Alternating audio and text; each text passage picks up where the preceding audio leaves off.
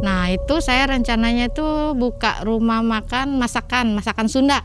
Kok pendapatannya segini-gini aja, 200, 100 gitu. Mak bisa kok cari jalan keluar. Saya dikasih air bekas pemandian jenazah sama bunga 7 rupa. Si Mbah bilang, kamu ini campurin ke gentong buat masak. Enak ya sayur lodehnya, beda. Semur jengkol aja nih Mang ya, yang biasanya 1 kilo, 2 kilo Mang habis. Itu menu favoritnya. Omset makin naik, alhamdulillah saya bisa beli motor, beli sawah, beli rumah ya. Jarak 1 tahun ini Mang Nyai datang. Saya minta 1 tumbal wanita, tapi yang masih gadis atau enggak bujang. Setiap tahun ya? Iya, setiap tahun Mang Jadi harus nyari air sah untuk dituangkan di bumbu ya?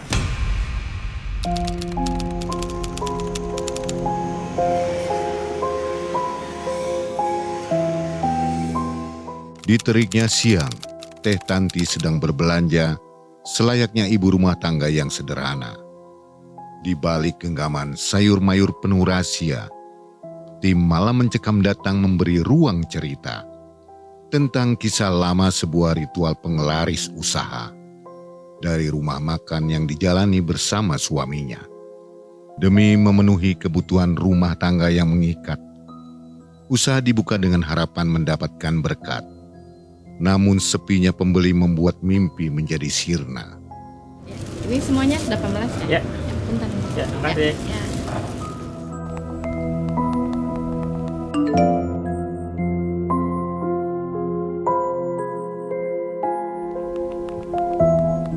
Tapi pertolongan datang dari orang yang tak terduga, yang menawarkan pengelarisan untuk memajukan usahanya. Dengan racikan air dari orang yang telah tiada, ritual perjanjian dijalankan tanpa ada prasangka. Nanti tadi dijemput di warung sayur ya? Iya. Habis beli apa nih? Ini habis beli bumbu buat di rumah. Buat di rumah. Oh iya Teh, itu benar ceritanya waktu itu pakai air bekas pemandian jenazah.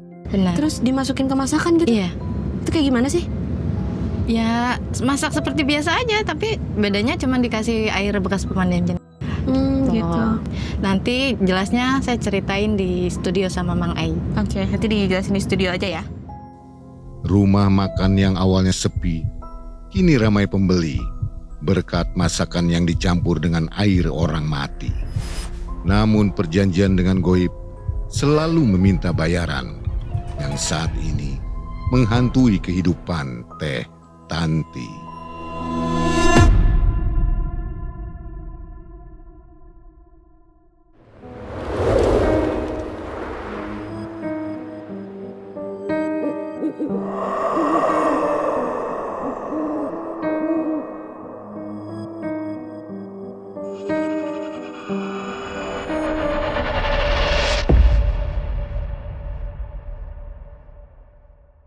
Assalamualaikum warahmatullahi wabarakatuh. Waalaikumsalam warahmatullahi wabarakatuh. Sobat, lebih baik hidup sederhana dengan tenang daripada kaya dengan rasa bersalah. Keuntungan yang mengorbankan orang lain pada akhirnya akan kembali menjadi penderitaan.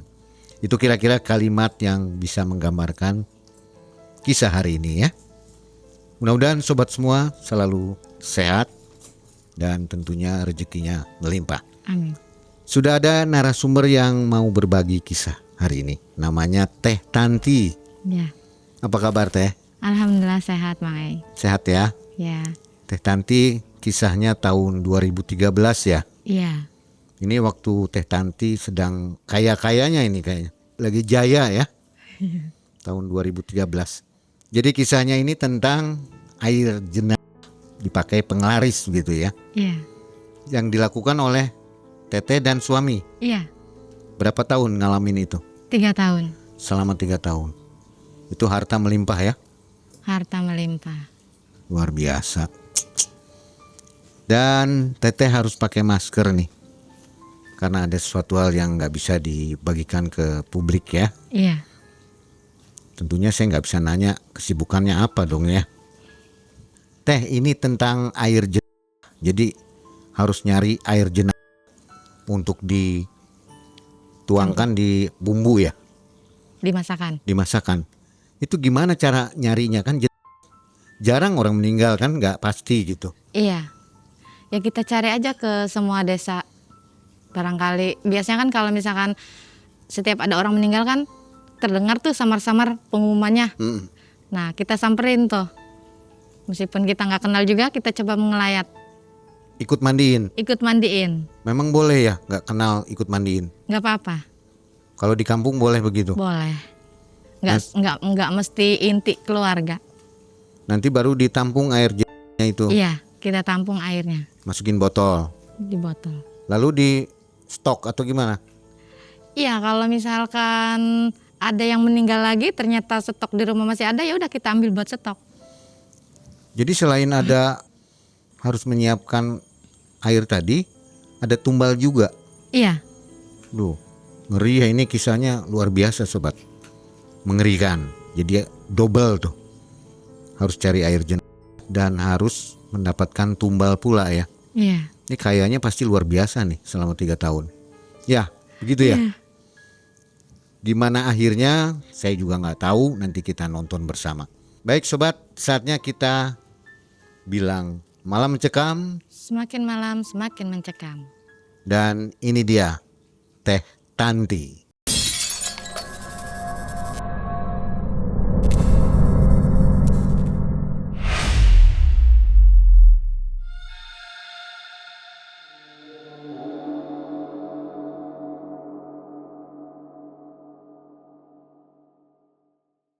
Di tahun 2013 Mang dulu tuh emang saya tuh sebenarnya ibu rumah tangga biasa.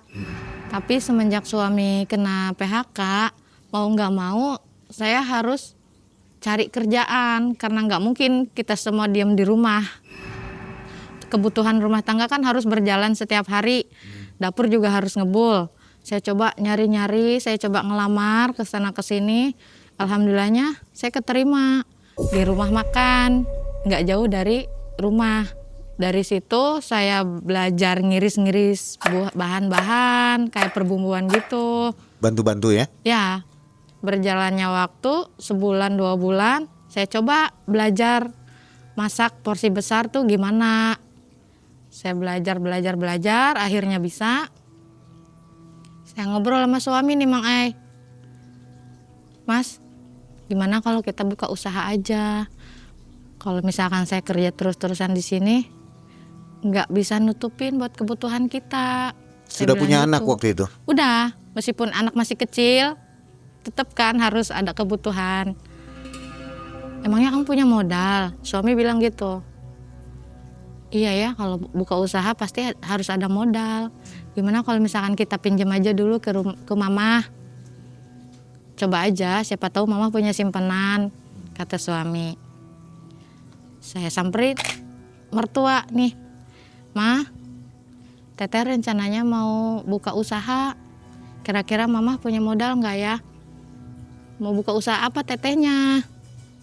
Rencananya teteh mau buka usaha rumah makan, rumah makan Sunda.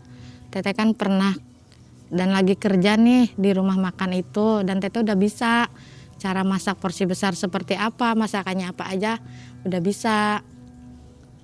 Ya nggak apa-apa, kata mamah nih. Mamah punya modal, asal benar-benar buat dimodalin, kata mama gitu. Iya mah, mau buka usaha. Setelah mamah ngasih modal 5 juta tuh waktu itu Mang Saya ngobrol sama suami nih. Saya mesti ngobrol dulu sama yang punya rumah makan. Karena kan posisinya saya masih kerja tuh di sana. Mau nggak mau saya harus izin pamit kan. Soalnya ngelamar baik-baik, keluar juga harus baik-baik. Saya datengin bos. Bu, saya mau keluar kerja. Kenapa? Kamu kan udah bisa masak. Iya bu, rencananya saya mau buka usaha. Oh bagus, nggak apa-apa. Yang semangat ya, semoga lancar usahanya. Si ibu bos bilang seperti itu Mang Alhamdulillahnya ngizinin tuh saya keluar, nggak memberatkan. Saya keluar, saya udah megang modal 5 juta ini. Saya nyari-nyari tempat sama suami. Alhamdulillahnya ketemu, dapat. Saya nanya-nanya. Nah ternyata ini yang punya ruko teman lama saya, Mang Ai. Saya ngobrol sama dia.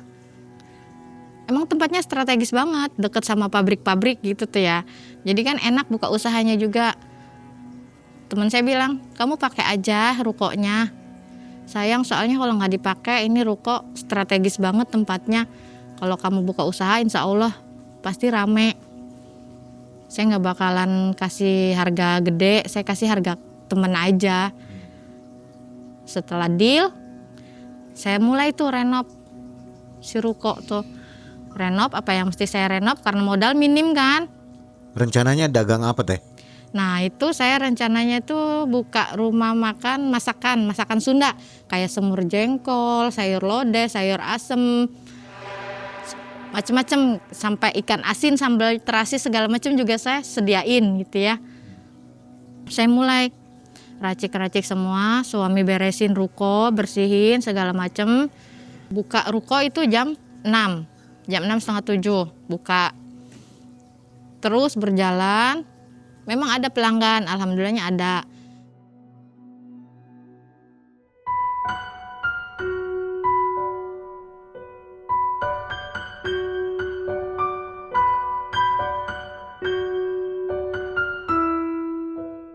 Tiga bulan 4 bulan nih, kok pendapatannya segini-gini aja, 200, 100 gitu. Kan nggak bisa buat muter, apalagi kan modal dapat minjem, ruko harus dibayar, saya bolak-balik ke tempat rumah juga lumayan.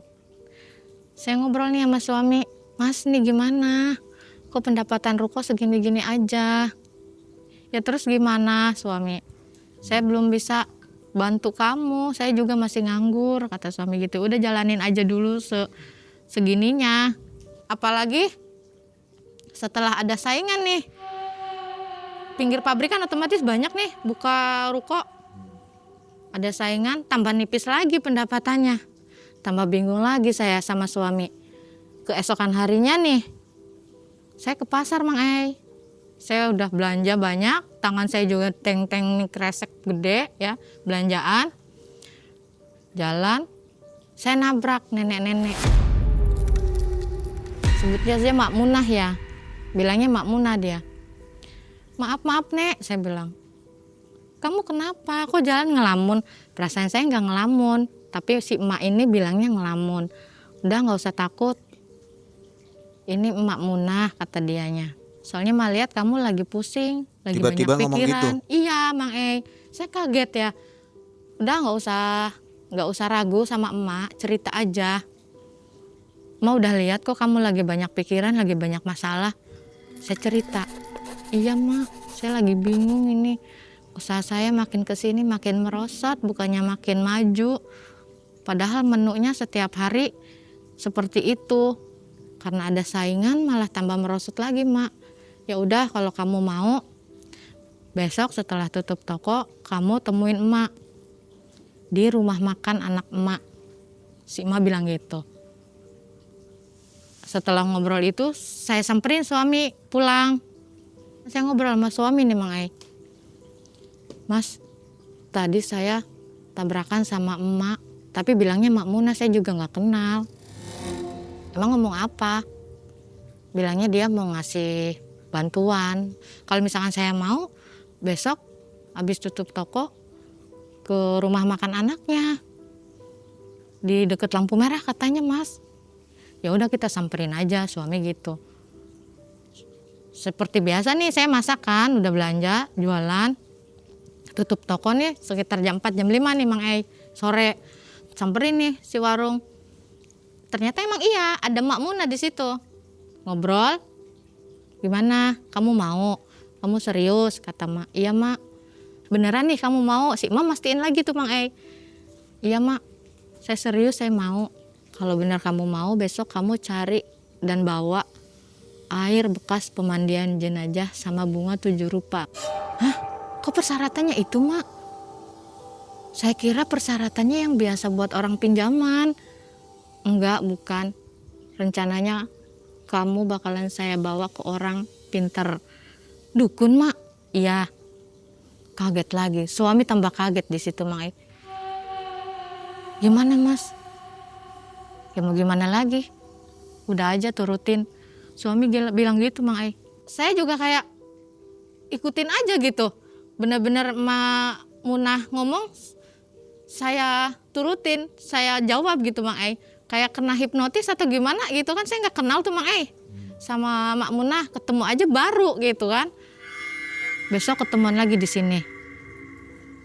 Bawa persyaratan yang Mak sebutin tadi. Pulang nih, panjang perjalanan saya ngobrol lagi sama suami. Mas ini gimana? Emangnya gampang cari air bekas pemandian jenazah? Iya sih, susah lah suami gitu. Kalau ke rumah sakit kan nggak mungkin, yang ada pihak rumah sakit curiga buat apa. Nyampe rumah nih ya, kedengeran suara pengumuman di masjid, Mang Ai. Pengumuman berita duka. Inna lillahi wa inna ilaihi raji'un. Cuma dengerin, kayaknya ada orang meninggal. Iya, yang meninggal itu tetangga deket rumah mertua, Mang. Udah kita layat aja. Jangan lupa kamu bawa botol buat nadahin air bekas pemandiannya. Nggak mau ah, takut. Kalau ketahuan gimana? Suami gitu. Enggak, kalau orang meninggal nih nggak mungkin fokusin ke kolong tempat pemandiannya. Pasti fokusnya itu ke jenazah sama air, ngocor enggak. Ya udah saya coba, suami. Iya, ikut mandiin. Mandiin, udah selesai mandi nih, suami buru-buru pulang, Mang Ai. Karena takut. Nyampe rumah, nih air pemandiannya, ya udah simpan dulu. Di wadah apa itu? Botol besar, Aqua. botol aqua besar, yang 1 literan tuh Mang Ai. Setelah itu, ya udah kita jualan seperti biasa aja, itu air belum diapa-apain. Sore harinya setelah tutup toko, ketemuan lagi, kita samperin lagi si Mak Munah ini. Si Mak mastiin lagi, kamu bawa nggak persyaratannya? Bawa, Mak. Berangkat tuh dari rumah makan anaknya Mak Munah ini, berangkat. Nyampe di perbatasan nih, saya suruh nyimpen motornya, nggak usah dibawa. Simpen di rumah saudara emak. Saya ikutin nih, simpen. Kirain saya jalan tuh sebentar, Mang Ai.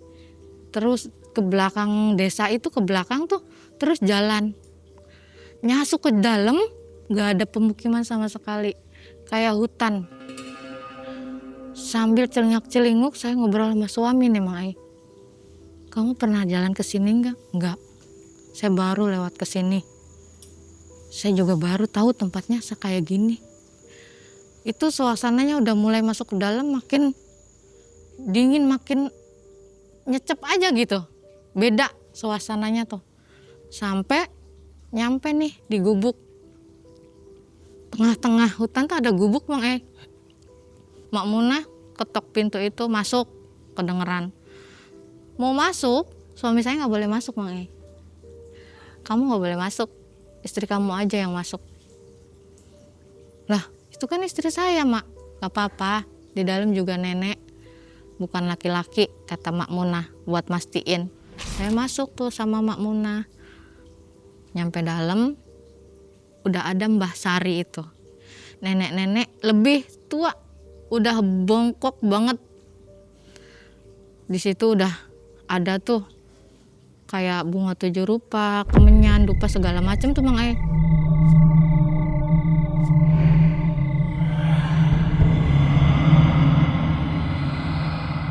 Mak Munah ini ternyata tangan kanannya Mbah Sari. Dan saya baru tahu pas nyampe ke rumahnya Mbah Sari. Saya ditanya, kamu kesini tujuannya mau apa? Saya pengen usaha saya tambah maju, Mbah. Mak Munah ngasih syarat, kamu udah penuhin? Udah, Mbah. Berarti kamu harus nginep semalam di sini. Kaget saya, Mang. Saya harus nginep di sini? Iya, ada ritual. Saya harus ngomong dulu sama suami, Mbah, soalnya di luar ada suami saya yang nungguin. silahkan. Si Mbah bilang gitu. Saya keluar, ngobrol sama suami, Mas, kamu pulang aja, saya nggak boleh pulang. Ada ritual yang harus dijalankan. Lah, Mak Muna nggak ngomong? Iya, saya juga baru tahu di dalam, kata Mbah Sari. Setelah suami pulang nih, saya masuk lagi. Saya suruh ganti baju, Mang Ai. Saya kira ganti baju itu pakai kain biasa ya. Ternyata kain putih. Mak, kok ini kayak kain kafan ya? Enggak, itu kain biasa. Iya, Mak, ini kain kafan. Saya rada nyolot nih ya. Udah, kamu gak usah bawel, kata si Mbah Sari itu. Pakai aja, manut aja. Iya, Mbah. Akhirnya saya pakai tuh si kain putih itu. Saya dituntun ke belakang. Ternyata saya dimandiin, Mang Ei.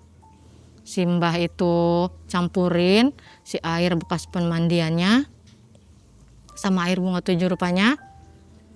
Saya dimandiin. Awal dimandiin saya nggak apa-apa, Mang Ei.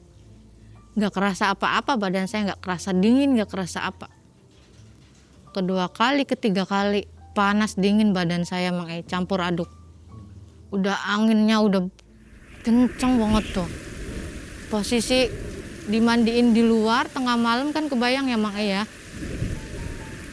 Setelah dimandiin ini kirain saya udah selesai ritual. Ternyata ada lagi, Mang Ei. Saya harus semedi. Kamu duduk di situ, tunggu apa yang menjadi tujuan kamu sampai selesai. Kalau kamu berhasil, pasti tujuan kamu tercapai, kata si Mbah gitu, Mang Ei. Saya ikutin tuh si Mbah. Ya, saya semedi sambil dibacain tuh mantra-mantra si Mas Mbah. Saya semedi, saya tutup mata. Itu nggak tahu jam berapa, tiba-tiba angin tambah kenceng, Mang Ei. Kenceng banget, saya mau buka mata gimana. Pokoknya campur aduk. Saya tetap rapalin mantra yang dikasih sama si Mbah ya. Tiba-tiba badan saya ada yang lilit, Mang Ei. Tapi nggak nyekik, lilit aja badan saya tuh. Saya udah gemeter, ini kayaknya ular deh. Saya mau dicekek atau gimana, pikiran saya gitu, Mang Ei. Tiba-tiba saya suruh dibuka mata saya, Mang Ei. Saya kaget. Nyai, Mang Ei. Cantik banget. Seperti apa sosoknya? Cantik, pakai mahkota. Setengah gini manusia, ke bawahnya ular, Mang Ei.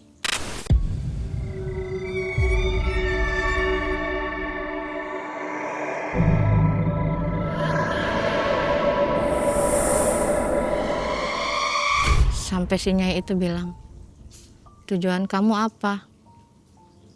Saya mau kaya. Gemeter saya, Mang Ei. Ditanya kayak gitu. Awalnya kan saya pengen usaha saya lancar ya, Mang Ei. Saya nyebutnya saya mau kaya. Kalau kamu mau kaya, ada syarat yang harus dipenuhin. Nanti setelah 1 tahun.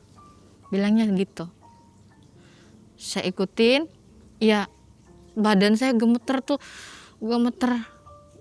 Bener-bener gak bisa ngapa-ngapain. Setelah Nyai ngobrol gitu, angin datang lagi kenceng banget. Tapi saya fokusnya ke badan saya aja, Mang Ei. Gak fokus ke Nyai. Nyai hilang pun gak ketahuan. Sampai itu setelah Nyai hilang, adzan subuh saya tetap gemeter, Mang Ei. Sampai saya dipapah sama si Mak Munah ini ke dalam gubuk. Si Mbah bilang, kamu udah berhasil.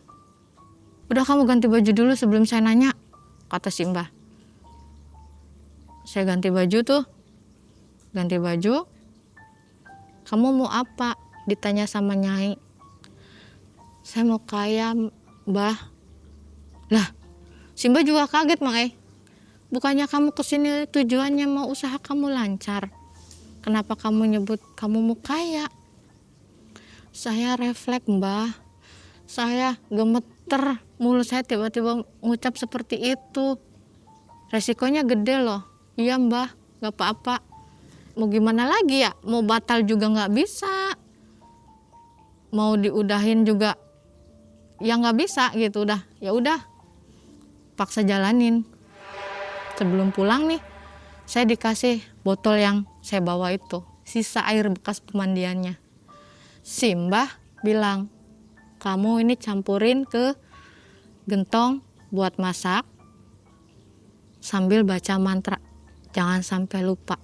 Si Mbah bilang gitu, Mang Ai. Saya pulang, saya ngobrol sama suami nih. Gimana? Suami awalnya gitu. Iya mas, udah berhasil. Ketemu siapa? Kamu tau gak mas? Seumur-umur saya baru ngelihat Mia cantik banget tapi badannya ular. Masa sih? Kaget suami. Bener mas, badan saya nih gemeter, bener-bener gemeter. Gak bisa bener-bener diem nih, badan tuh gemeter, segemeter-gemeternya mas. Terus kamu gimana? Ditanya apa? Suami kepo tuh. Nyai bilang, kamu mau apa? Saya jawab cuma mau kaya. Kok mau kaya? Iya mas, gemeter. Terus itu kamu bawa apa? Kenapa dibawa lagi? Iya, kata si Mbah, suruh dicampurin buat air, buat masak, campurin semua ke masakan. Besoknya saya mulai belanja lagi ke pasar, beli bahan-bahan. Saya mulai nih, bahan-bahan saya racikin semua. Sebelum masak saya campurin dulu tuh Mang Ai, air ke dalam ember gede. Tapi nggak semua, cuman sedikit.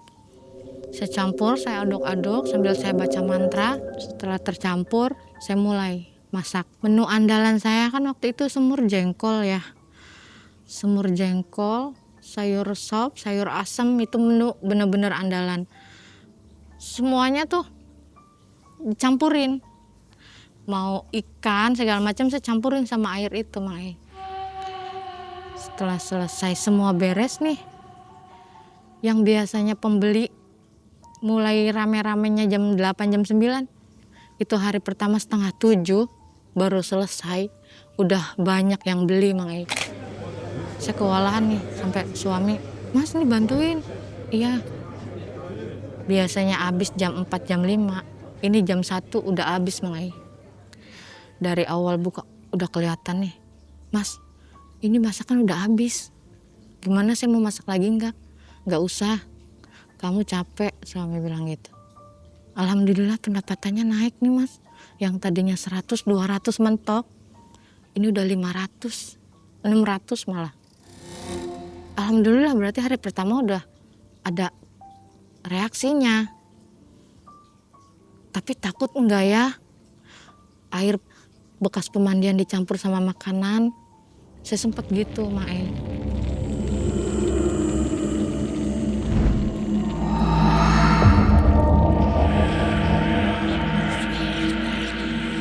Saya agak was-was di situ, tapi suami nyaranin udah nggak apa-apa. Setiap hari sampai jalan nih beberapa bulan, ada pembeli nih yang ngomong, Mak Ai, teh masakannya enak ya, beda dari tempat yang lain. Alhamdulillah, saya bilang. Saya kewalahan dong Mang Ai. Saya dibantu sama saudara 2 orang buat ngelayanin di depan gitu ya Mang Ai. Tetap saya yang masak Mang Ai. Si 2 pelayan ini nih, saya nggak fokusin dulu ke dapur. Saya fokusinnya buat ngelayanin. Saya masak seperti biasa nih. Saya campurin lagi tuh airnya ke dalam gentong. Berapa banyak gitu? 2 gelas paling. 2 gelasan ya. Saya campurinnya nggak banyak. Saya aduk-aduk, saya campurin. Saya sempat mikir, bahaya nggak ya? Sakit perut nggak ya orang?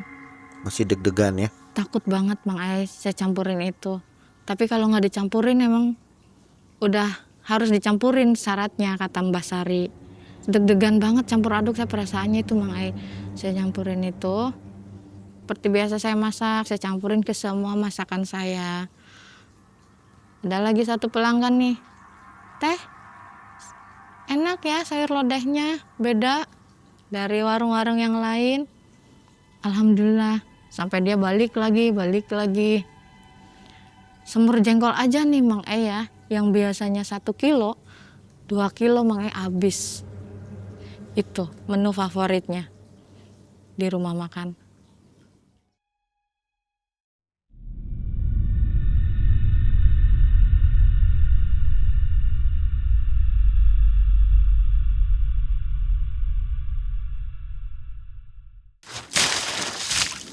Apa nih? Coba buka ah. Topi malah mencekam. Pakai ah. Enak, nyaman lagi. Jalan 4 bulan 5 bulan ini nih, alhamdulillah udah mulai meningkat. Ekonomi juga udah mulai stabil.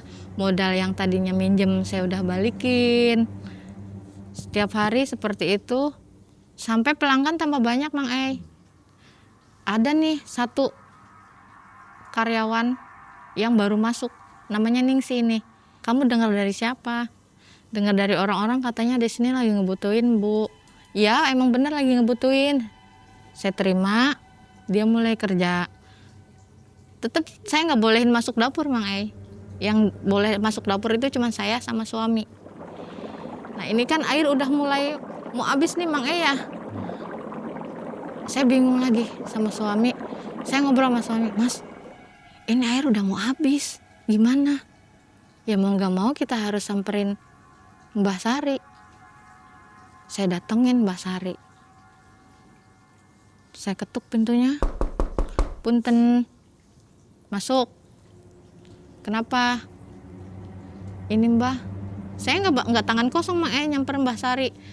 Karena usaha saya udah maju, saya bawa bingkisan segala macem, sama amplop juga saya kasih ke Mbah Sari buat tanda terima kasih ya. Gimana? Kata si Mbah. Mbah, ini air mau habis. Ya kamu harus cari suami kamu. Saya apa suami? Dua-duanya. Tapi lebih fokusin ke suami. Kalau mau habis selalu harus cari. Si Mbah bilang gitu Mang Ei. Dari rumah si Mbah saya pulang. Gimana? Kata si Mbah harus cari, Mas. Cari kemana lagi? Kan susah kalau nyari orang yang meninggal. Iya terus gimana? Kita usaha aja dulu. Sampai rumah, dengar nih samar-samar dari desa sebelah nih. Pengumuman berita duka. Tuh dengerin tuh Mas. Ada yang meninggal. Tapi di desa sebelah. Enggak lah. Enggak kenal. Enggak enak juga. Suami langsung, enggak apa-apa, cobain aja. Takut. Enggak, coba aja dulu. Kita berdua ke sana ya. Iya. Saya pergi ke desa sebelah. Besoknya nih. Saya ikut nih. Ikut ngelayat aja seperti orang-orang biasa. Jadi nggak dagang tuh hari itu? Enggak. Bahan bakar habis ya? Iya, bahan bakar habis. Saya coba datengin nih ke desa sebelah. Iya. Ada bendera kuning saya ikut ngelayat. Padahal saya nggak kenal Mang Ei. Saya nggak kenal sanak saudaranya siapa, nggak kenal sama sekali. Ikut ngelayat aja. Suami juga diem-diem ikut mandiin sambil nadahin air di kolongnya. Setelah selesai nih, buru-buru suami juga pulang. Sama saya juga pulang. Saya udah dapet nih air bekas pemandian jenazah yang dari desa seberang. Anehnya nih, orang-orang sekitar nggak ada yang tahu. Padahal kan saya nggak kenal. Saya juga nggak pernah istilahnya ikut nimbrung di daerah situ. Saya ngambil sama suami tuh diem aja gitu. Nggak ada yang Nggak peduli gitu? nggak peduli aja gitu Mang Ei. Aman aja bawa air bekas pemandian itu. Pulang seperti biasa. Setelah belanja saya mulai racik-racik nih masakan. Saya tuangin lagi tuh air bekas pemandian itu. Alhamdulillahnya rame lagi Mang Ei. Rame abis lagi.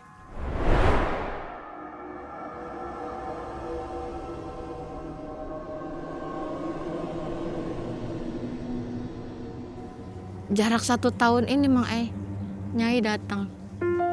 Saya minta syarat yang kamu sanggupin di awal ritual.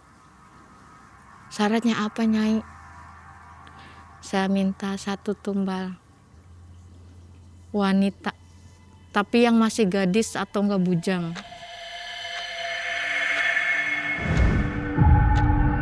Saya minta 1 tumbal. Saya bingung Mang Ai. Nyai bilang gitu. Saya mau nyari tumbal kemana? Sedangkan harusnya gadis atau enggak anak bujang.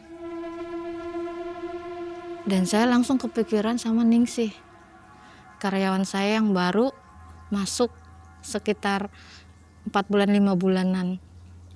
Ini anak emang anaknya rajin banget, ulet banget. Saya coba diam-diam nih foto si Ningsih. Saya foto, saya ritual lagi malamnya. Saya siapin nampan, ada bunga 7 rupa, ada kopi pahit, kopi manis segala macem. Saya siapin, sampai kemenyan pun saya siapin. Foto Ningsih saya simpen di atas bunga itu. Nyai datang. Mana syarat yang harus dipenuhin? Ini Nyai fotonya.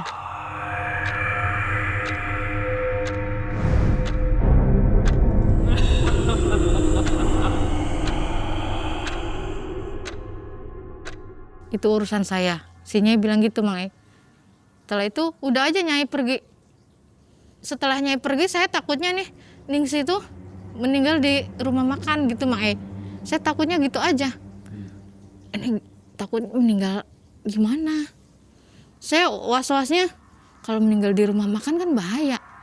Rumah makan baru merintis, baru juga di atas.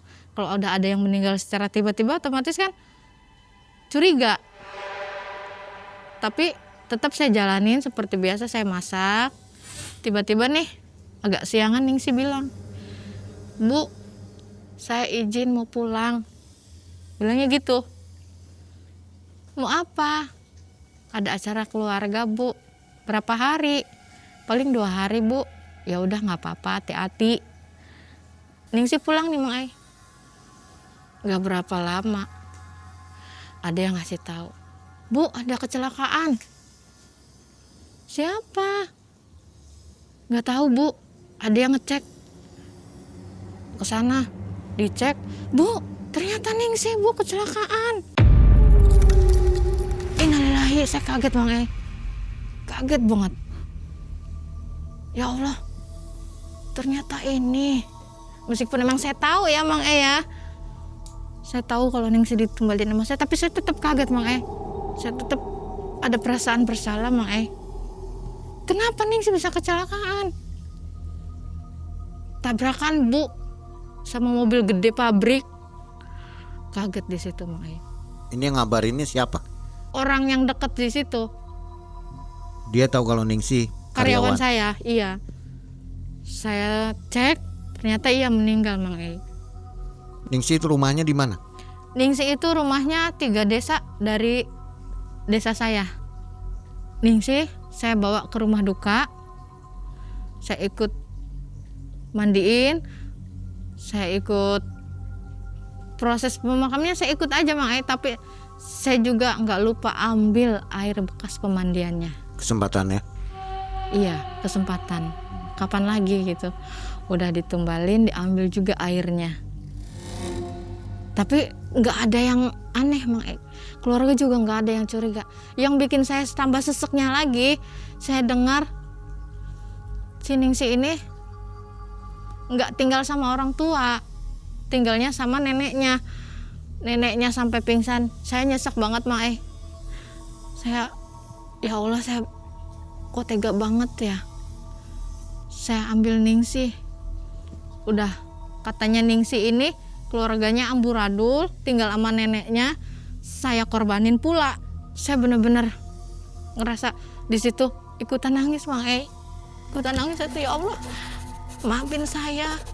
Anaknya baik gitu. Sampai saya pamitan nih sama neneknya. Neneknya juga ngerasa berterima kasih sama saya Mang Ei. Udah mau bantuin, udah mau nyantunin. Saya pulang, saya masih kepikiran nih Mang Ei. Saya ngerasa bersalah banget. Saya kasih santunan sumbangan gitu. Saya kasihin ke neneknya. Berapa teh? Nggak banyak sih, paling 15-an, 15 jutaan. Mungkin cukup buat sampai 40 hari kali ya di tahun itu. Bener-bener saya, Mas, saya nggak tega. Saya ngerasa bersalah. Ya udah, mau gimana lagi? Ini kan yang kamu mau. Suami gitu. Sampai 7 hari setelah kematian Ningsih nih Mang Ei, ada sosok yang datangin ruko, yang ngelihat suami saya Mang Ei. Mas sini deh. Kenapa? Sini. Coba kamu lihat itu di seberang jalan. Saya lihat nggak ada apa-apa Mang Ei. Suami saya aja yang lihat. Kamu nggak lihat itu yang berdiri? Itu kayak Ningsih. Mana sih? Nggak ada. Saya sampai debat gitu. Udah masuk aja masuk. Udah jangan peduliin. Di situ berjalan terus, omset tambah naik Mang Ei. Tadinya 600 sampai 1 juta sehari. Makin kewalahan lagi. Ada karyawan lagi yang masuk, jalan 1 tahun lebih nih. Ani sama Ujang, cuma beda beberapa bulan aja. Omset makin naik, alhamdulillah saya bisa beli motor, beli sawah, beli rumah ya. Udah terjamin aja.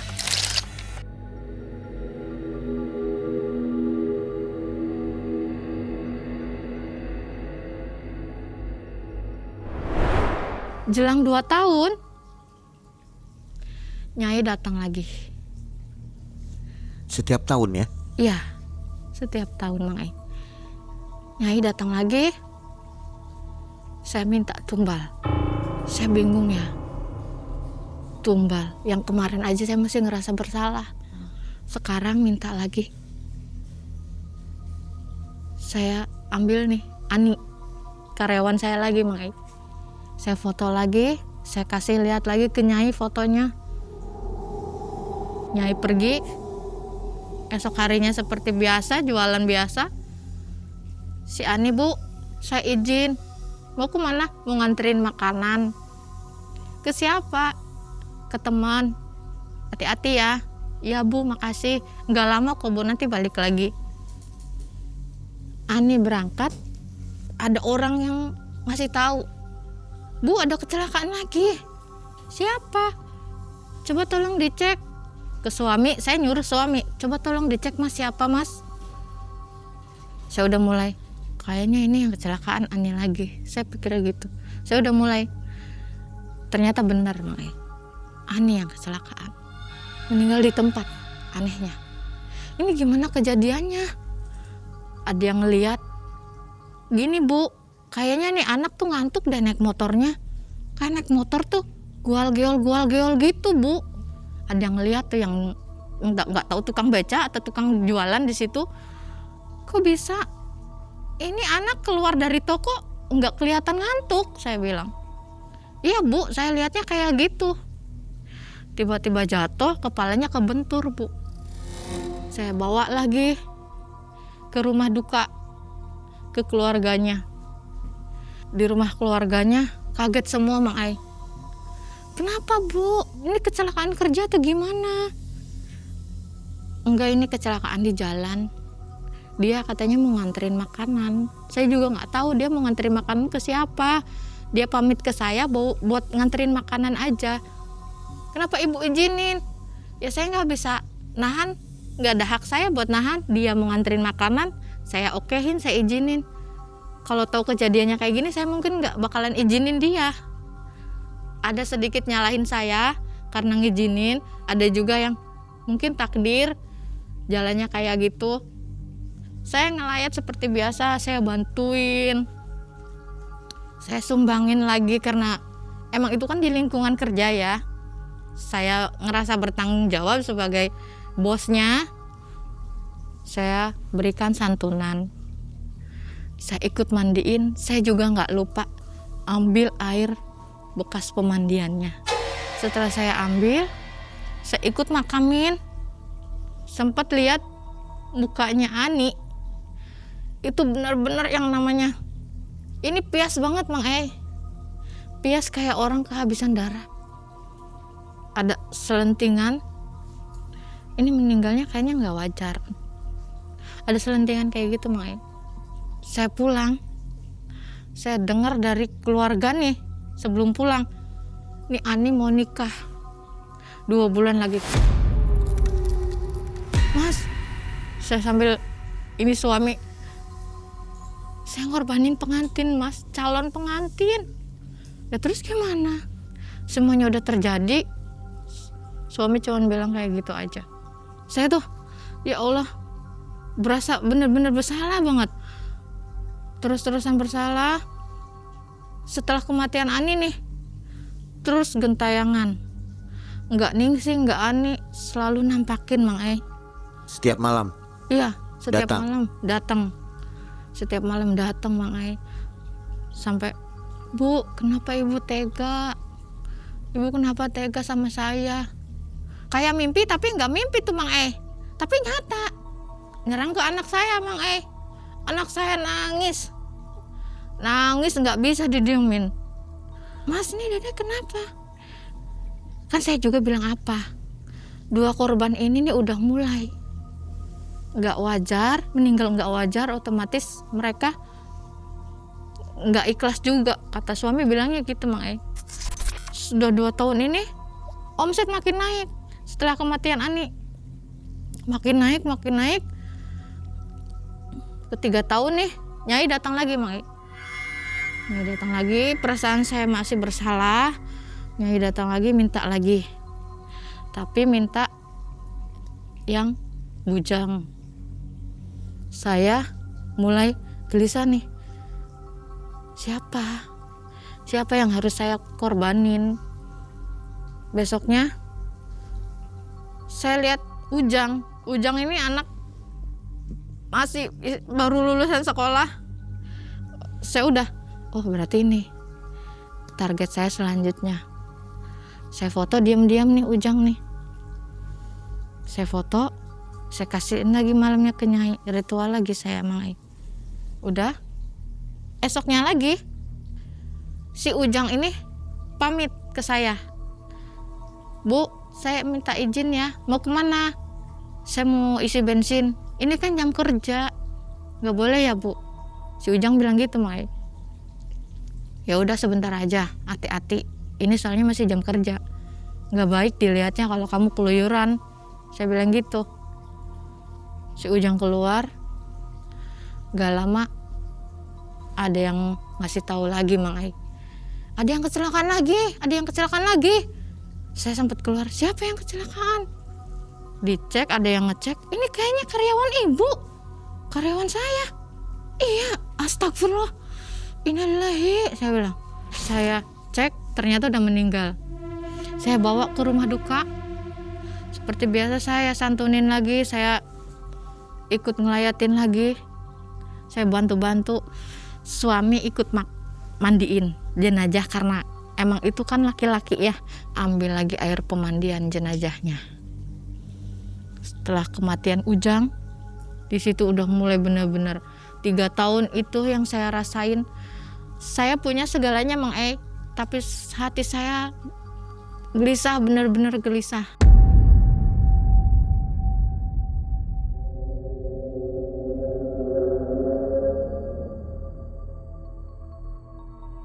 Saya punya semua, tapi saya hidupnya nggak tenang. Setiap malam selalu datang orang yang istilahnya nggak bersalah, saya tumbalin. Sampai karyawan saya juga ada yang bilang mau, Bu saya mau keluar Bu, saya nggak tenang. Kenapa? Saya takut kenapa? Enggak Bu, saya mau keluar. Dia nggak ngejelasin. Banyak orang-orang juga yang bilang ini kayaknya nggak bener nih meninggalnya. Setiap tahun pasti aja ada korban.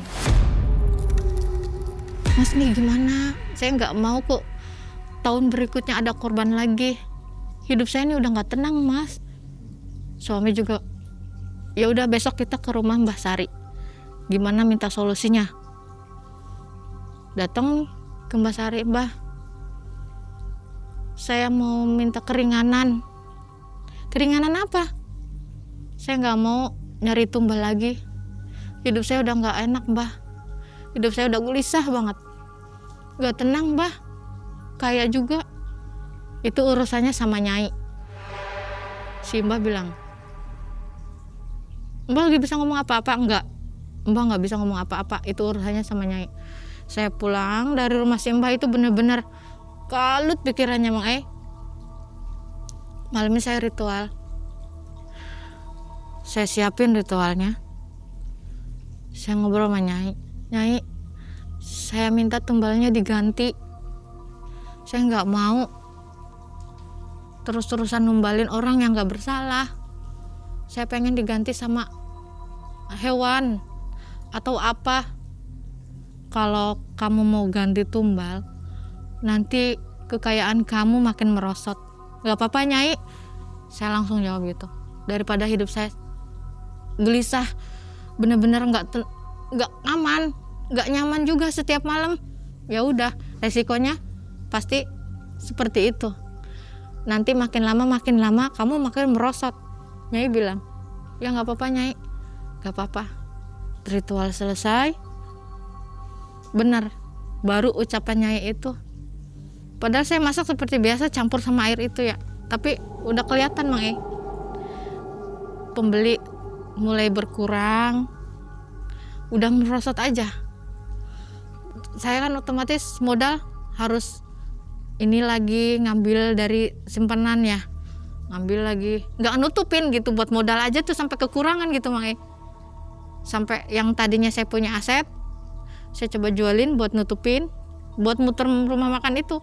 Sampai saya ada yang ngasih tahu, kalau kamu masih gelisah, coba kamu datang.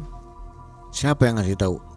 Datang ke rumah makan saya nih, tiba-tiba ngasih tahu saya, Mang Ei,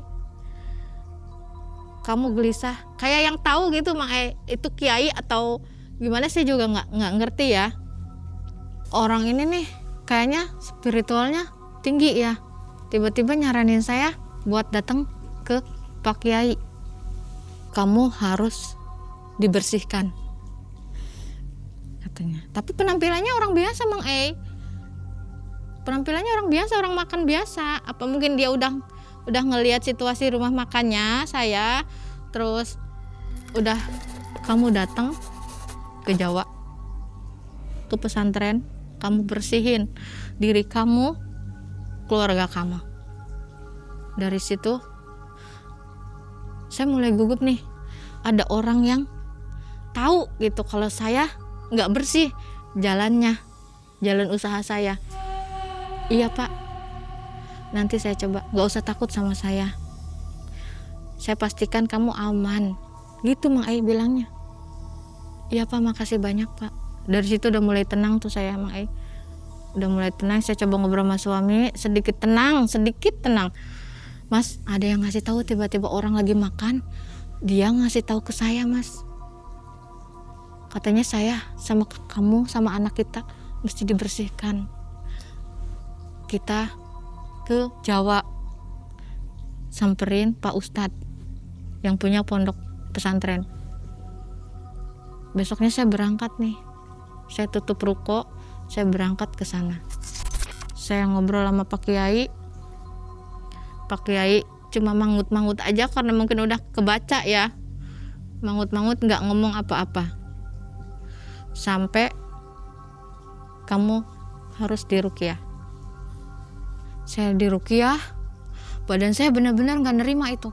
Ruqyah pertama aja badan saya udah panas. Badan saya panas, saya nggak nerima. Dengar suara orang aja tuh udah nggak mau. Saya sampai maki-maki Pak Kiai aja, saya nggak nyadar. Katanya saya maki-maki Pak Kiai dengan kata-kata yang kasar. Tapi saya nggak nyadar kalau saya maki-maki Pak Kiai itu.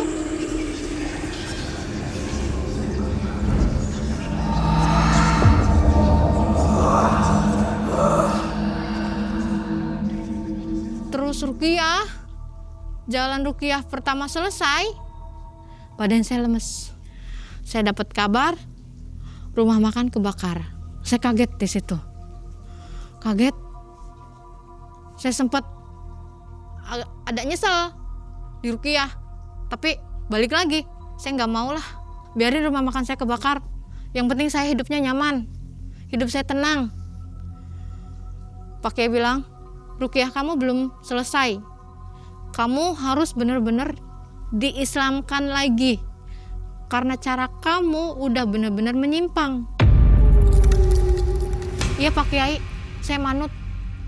Saya manut apapun yang Pak Kiai suruh. Apapun yang Pak Kiai perintahkan saya mau ikutin. Sampai akhirnya saya diruqyah lagi nih. Tetap badan saya panas banget. Setiap saya dengar orang yang baru baca bismillah itu udah panasnya minta ampun. Terus-terusan makin panas. Saya makin nggak kewalahan badan saya, katanya dipegang nih sama orang-orang, sampai saya pun bentak-bentak lagi Pak Kiai, marah-marahin lagi Pak Kiai dengan kata-kata yang saya juga nggak nyadar gitu. Tapi setelah ruqyah selesai, badan saya lemes lagi. Badan saya lemes, saya nggak nyadar apa-apa. Selama 1 tahun nih Mang ya, saya diruqyah sama Pak Kiai, benar-benar diruqyah. Dan Pak Kiai bilang, Pak Kiai vonis, alhamdulillah akhirnya kamu udah bersih. Kamu udah bersih dari semua hal-hal yang menyimpang. Saya sujud syukur dong Mang di situ. Alhamdulillah, terima kasih Pak Kiai, terima kasih udah membantu saya sampai sejauh ini. Saya bilang, iya, tapi jangan lagi-lagi kamu menyimpang. Iya Pak Kiai, saya nggak bakalan kayak gitu lagi. Pak Kiai bilang saya udah bersih, tapi saya tetap nggak mau putus silaturahmi nih sama Pak Kiai. Tanda terima kasih saya masih ikutan sholawatan di situ, saya ikutan pengajian di situ, saya masih ikutan pengajian aja, kumpulan sama Pak Kiai. Sampai sekarang pun saya masih ikutan. Karena tanda terima kasih saya benar-benar udah nyembuhin saya dari jalan yang salah. Jadi semua hartanya habis ya Teh? Habis. Dalam sekejap? Dalam sekejap. Menyesal Teh? Kalau dibilang menyesal, ada menyesal, tapi nggak apa-apa. Yang penting hidupnya nyaman. Dan damai. nyawa masih ada ya, masih nempel Nyawa nyawanya? masih ada, alhamdulillah. Untung nggak diambil. Nggak. Oke Teh, mungkin ada pesan untuk penonton Malam Mencekam ya. Jadi hati-hati dengan dunia pesugihan. Untuk yang mau kaya, tolong jangan pakai cara yang singkat. Cepet kayanya, tapi kalau misalkan kita ngorbanin nyawa, itu nggak baik juga. Lebih baik kita kaya bertahap daripada kaya cepat. Iya, lebih baik hidup tenang ya. Ya, dan hidup tenang. Dengan cara yang Benar. aman. Terima kasih Teh Tanti. Mudah-mudahan sehat selalu dan usahanya kembali normal ya. Amin. Ada masa di mana keputusan bisa membuat manusia lupa batas. Dan Teh Tanti melakukannya. Ia memilih pesugihan demi menyelamatkan usahanya. Dan semuanya memang berhasil. Rumah makan itu selalu ramai. Namun di balik itu, ada sesuatu yang ikut hidup. Dan nyawa mulai menjadi bayarannya. Hingga akhirnya Teh Tanti kehilangan segalanya. Karena tidak ada keberuntungan yang bertahan lama jika dibangun dari penderitaan. Halo Sobat Malam Mencekam, ini waktunya buat sobat semua untuk jadi lebih dekat bersama Malam Mencekam. Ayo gabung membership sekarang juga, cuma dengan 10 ribuan. Kalian bisa dapat akses ke ratusan konten eksklusif. Mulai dari pembuktian ilmu goib, perjalanan dan penelusuran tim Malam Mencekam, sampai momen lebih dekat bersama para narasumber.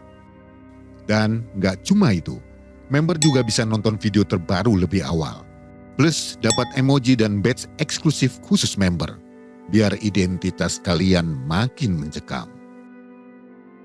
Klik tombol gabung sekarang dan jadilah bagian dari keluarga besar member Malam Mencekam.